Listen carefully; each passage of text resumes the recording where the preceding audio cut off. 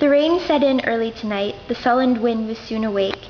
It tore the elm tops down for spite, and did its worst to vex the lake. I listened with heart fit to break, when in glided Porphyria. Straight she shut the cold out in the storm, and kneeled and made the cheerless grate warm, blaze up, and all the cottage warm.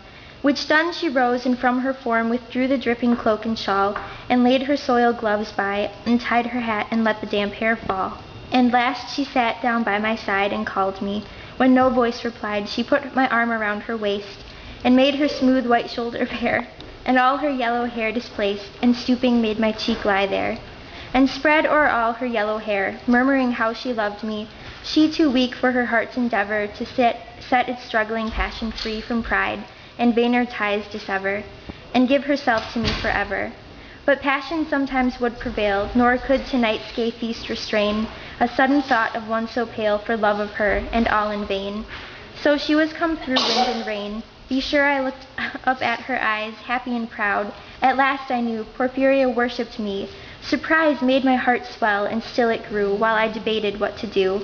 The moment she was mine, fair, perfectly pure and good, I found a thing to do, and all her hair in one yellow long string I wound 3 times her little throat around, and strangled her. No pain felt she. I am quite sure she felt no pain.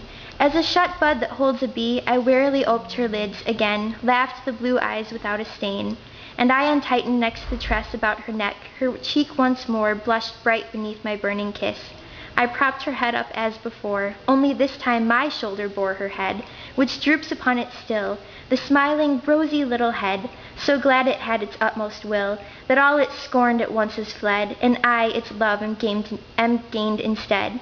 Porphyria's love, she guessed not how her darling one wish would be heard, and thus we sit together now, and all the night long we have not stirred, and yet God has not said a word.